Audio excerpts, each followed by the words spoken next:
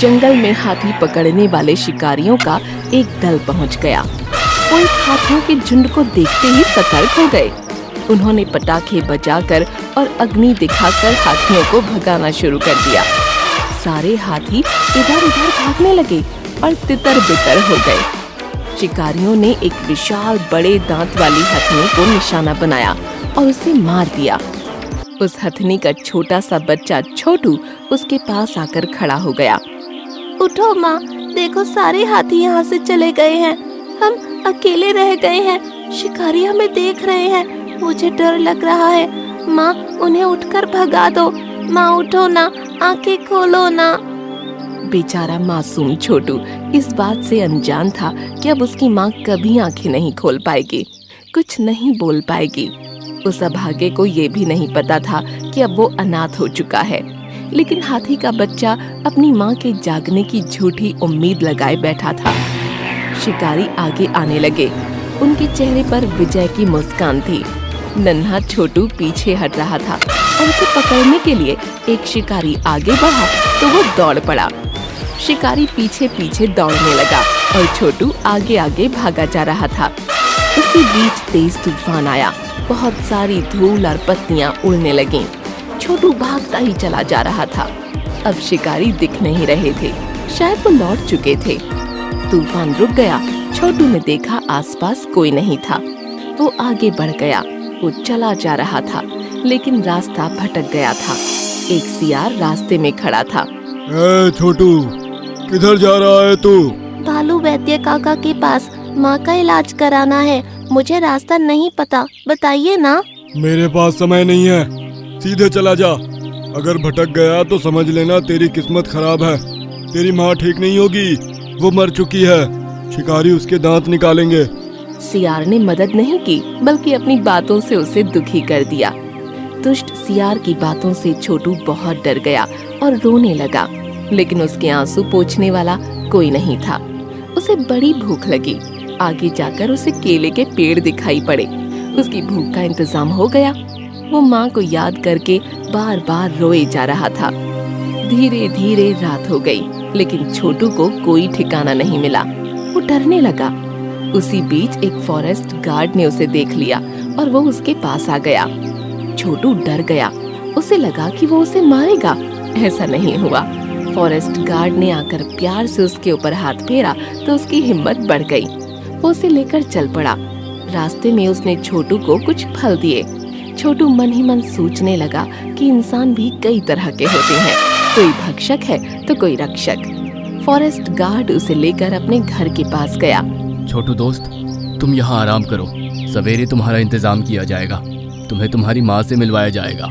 ये सुनकर छोटू की आंख में आंसू आ गए, लेकिन आंसू का सही कारण फॉरेस्ट गार्ड नहीं समझ पाया। वो सोचने लगा उसकी माँ उससे जुदा हो गई है, कल मिल जाएगी। सवेरे फॉरेस्ट गार्ड ने छोटू को खिलाया पिलाया और अपने साथ लेकर चल पड़ा। दोनों चलते चलते उस स्थान पर पहुंच गए जहां छोटू की माँ मृत पड़ी थी। शिकारियों द्वारा हथिनी के दोनों दांत निकाले जा चुके थे। छोटू रोने लगा और फॉरेस्ट गार्ड का मन भर आया। वो समझ गया कि मृत हथिनी ही बच्चे की माँ है। उसने छोटू के सर पर प्यार का हाथ फेरा और उसको अपने साथ लेकर चल पड़ा। रास्ते में उन दोनों को एक हथिनी का बच्चा मृत अवस्था में दिखाई पड़ा। वो जैसे ही बच्चे के पास पहुँचे तो एक हथिनी दौड़कर उनके पास आती हुई दिखाई पड़ी। वो बड़े गुस्से में लग रही थी। फॉरेस्ट गार्ड ने छोटू को इशारा किया और अपने साथ लेकर वहाँ से हटने लगा, लेकिन वो हथिनी दौड़कर उनके नजदीक आ गई। फॉरेस्ट गार्ड ने सोचा अब उनकी खैर नहीं। वो बहुत डर गया था। फिर एक चमत्कार हुआ। हथिनी ने सूंड उठाकर छोटू पर अपना प्यार दर्शाया। फॉरेस्ट गार्ड आश्चर्य में पड़ गया। वो हथिनी छोटू के साथ ऐसा व्यवहार करने लगी जैसे वो उसका अपना बच्चा हो। फॉरेस्ट गार्ड ने आसमान में देखा और भगवान को धन्यवाद दिया। वाह प्रभु, तुम्हारे भी खेल निराले हैं।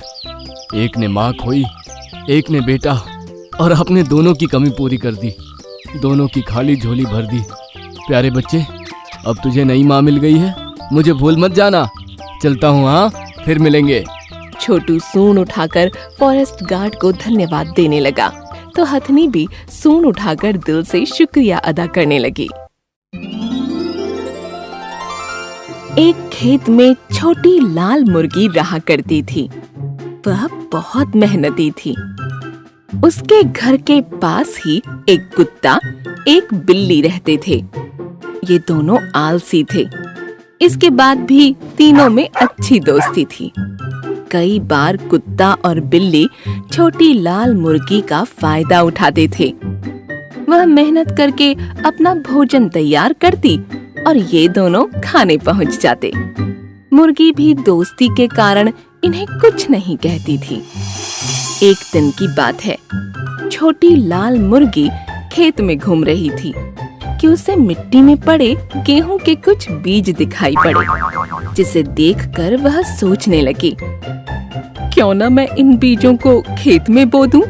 जब फसल होगी तो मैं गेहूं पिसवा लूंगी और उसकी रोटी बनाकर मजे से खाऊंगी। उसे आशा थी कि उसके दोस्त इस काम में उसकी सहायता अवश्य करेंगे। उसने गेहूं के दाने उठा लिए और सबसे पहले कुत्ते के पास पहुंची। उसने कुत्ते से कहा, दोस्त देखो, मुझे खेत में गेहूं के ये बीज मिले हैं। मैं इसे बोना चाहती हूँ, क्या तुम मेरी सहायता करोगे? कुत्ता उस समय आराम कर रहा था। उसने जवाब दिया, नहीं, ये मेरे सोने का समय है और मुझे बहुत जोरों की नींद आ रही है। मैं अभी ये काम नहीं कर सकता। तब छोटी लाल मुर्गी बिल्ली के पास गई और उसे भी गेहूं के बीज दिखाकर पूछा, दोस्त, कुत्ता तो मेरी सहायता नहीं कर रहा, क्या तुम मेरी सहायता करोगी?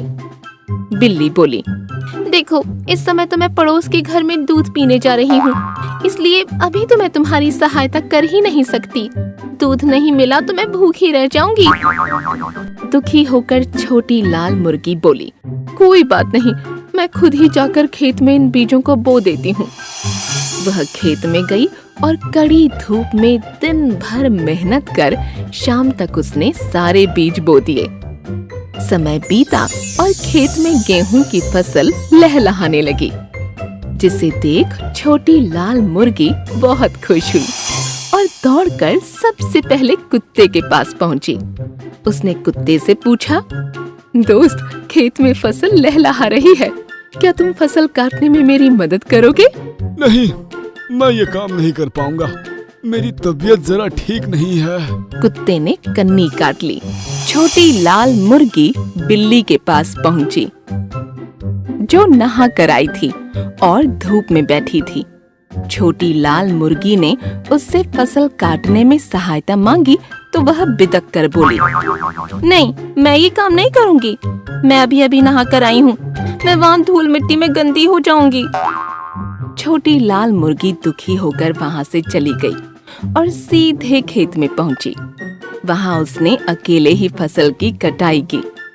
अगले दिन उसने सोचा कि क्यों ना इन गेहूं को मैं पिसवा लूं, आटा रोटी बनाने के काम आ जाएगा।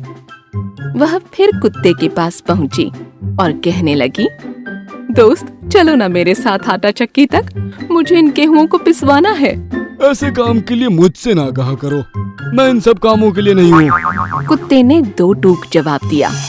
फिर बिल्ली के पास जाकर जब छोटी लाल मुर्गी ने सहायता मांगी तो बिल्ली बोली, आटा चक्की से उड़ने वाले आटे से मेरे बाल खराब हो जाएंगे, मैं तो वहाँ नहीं जा सकती। दुखी छोटी लाल मुर्गी अकेले ही आटा चक्की गई और गेहूं को पिसवाकर वापस आई।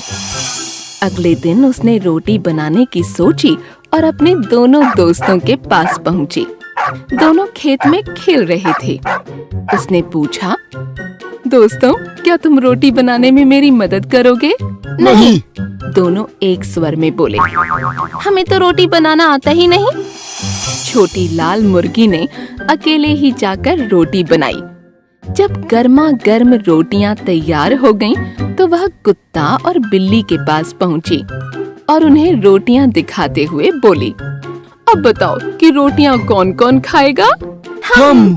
दोनों एक साथ बोले। नहीं, मुर्गी बोली, इन रोटियों के लिए सारी मेहनत मैंने की है, इसलिए मैं ही सारी रोटियां खाऊंगी।